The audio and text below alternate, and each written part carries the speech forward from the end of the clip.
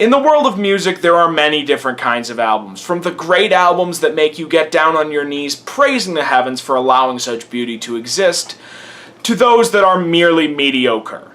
But there is one very, very special kind of album, one that we're going to talk about today. The kind that when it's done, you turn off the stereo, walk into the other room, and ask yourself, what did I just listen to?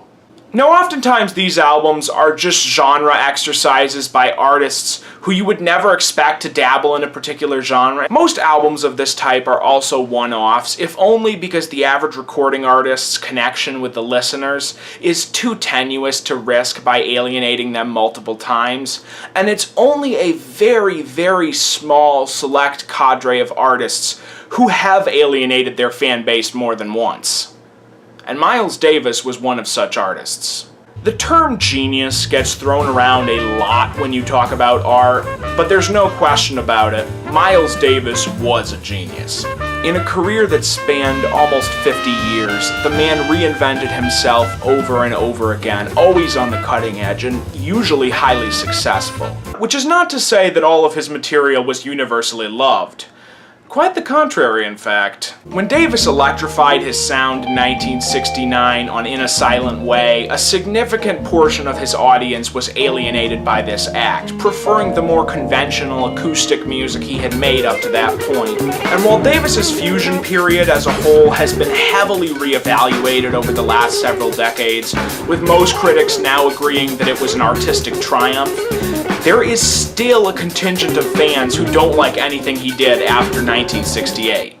And we haven't even gotten into the 80s yet. Davis's 80s albums tend to be neglected even by the most hardcore of fans, and it's not difficult to see why. Determined to remain on the cutting edge of music, Davis piled on the electronics, added synths, and covered songs by major figures of the day like Cyndi Lauper and Michael Jackson. And while these albums remain the black sheep of Miles' discography, they pale by comparison to what is easily the most controversial Miles Davis album, Doo-Bop. According to a story found in the liner notes and often repeated whenever this album is brought up, the project began because Miles would sit in his New York apartment with the windows open and hear the music that the youth were playing on the streets. Recognizing that hip-hop was going to be huge, Miles sought to integrate jazz into the genre in the same way he had integrated rock into jazz in the early 1970s. And to do so, he teamed up with producer Easy Mo Bee, who would later go on to produce for such rap titans as Biggie and Tupac. And by all accounts, the project went quite well, right up to the point where Davis fell ill and died in September of 1991. After which Warner Brothers gave Easy Mo Bee the task of cobbling together a finished product out of about 3/4 of an album and some unused trumpet solos Davis had recorded earlier. Doo-Bop was finally released in June of 1992 to almost unanimously negative reviews, and it remains in the eyes of many fans and critics the absolute nadir of Davis's entire catalog. Mystery is a fantastic album opener, easily my favorite song on this entire album, and this is mostly because it's arguably the most successful fusion of the jazz and hip-hop idioms on this entire album. Essentially, Miles was soloing over a pre-recorded loop, and instead of hurting it, in my opinion, the dichotomy between those two elements is a huge part of why Mystery works as well as it does. There's a sort of strange magic, or dare I say, even mystery, to the interplay between Davis's trumpet and the cold, automated backing track that just makes this song awesome. This album is off to an amazing start. For the first minute or so, the Doo-Bop song is great, sounding like a typical early 90s hip-hop track with some sweet trumpet laid over the top. And then Easy Mo Bee starts rapping. Now, I'm no connoisseur of early 90s hip-hop. You know, I've heard a little NWA, a little Ice Cube, a little Dr. Dre, A Tribe Called Quest, Wu-Tang Clan, Snoop Dogg. But I am nowhere near well-versed enough in the genre to tell you whether this is good rapping or bad rapping. I'm pretty sure it's not good. But what I can tell you is the lyrics. And the lyrics are beyond cringeworthy. Listen for yourself. Let's kick a verse for my man called Miles, 'cause seems to me he's gonna be around for a long while. 'Cause he's a multi-talented and gifted musician who can play any position. It's no mystery that you're no risk to me. Chocolate Chip is much better, featuring some great soloing over a funky beat that will stay in your head for weeks. The only criticism I could really muster for this track is that it doesn't have an enormous amount of diversity over almost 5 minutes. But you know, it doesn't need to necessarily. Not everything has to be Bitches Brew.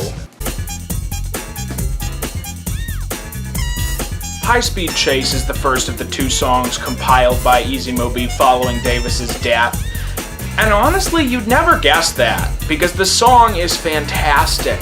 Out of all the songs on this album, this one captures the frenetic energy of the trumpet the best and matches it in the production. The samples are great, the playing is awesome.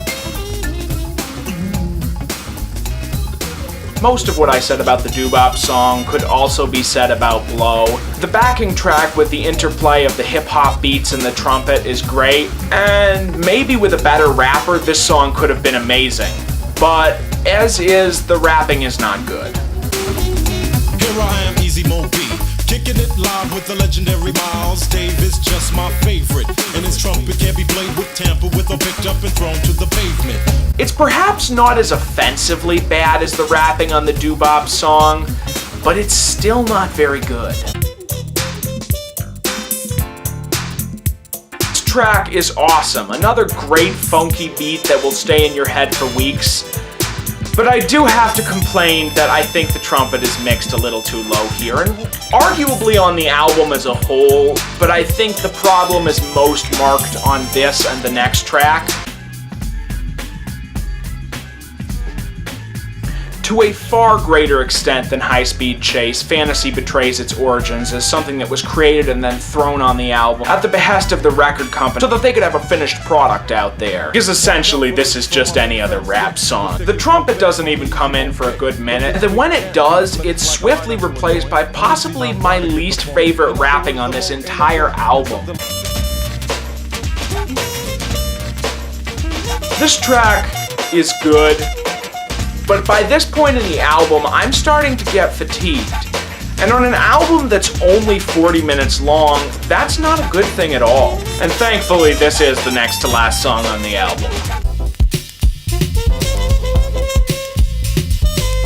And so the album ends with a reprise of Mystery that I wish was longer, because I just love Mystery in general.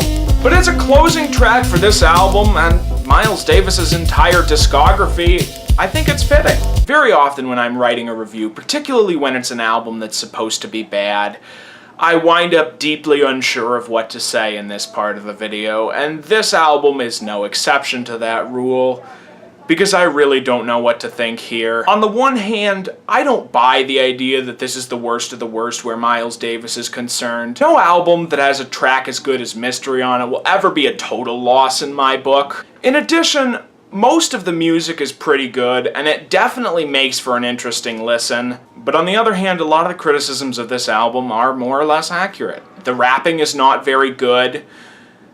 The music gets very samey after a while. There is next to no stylistic diversity on here. You know, it's all hip-hop tracks with trumpet over the top of it. You can have a more subdued hip-hop track with a trumpet over the top of it, or you can have a more funky hip-hop track with a trumpet over it. But it kind of all bleeds together, especially the instrumental tracks other than High Speed Chase and Mystery. And it gives this album a monotonousness that no other Miles Davis album I've ever heard has. The idea of fusing hip-hop and jazz was a great one, and I think that's been borne out in developments in both genres since this album's release. Both trip-hop and acid jazz use ideas that are similar to the ones explored on this album, although obviously I would not say that either was influenced by this album.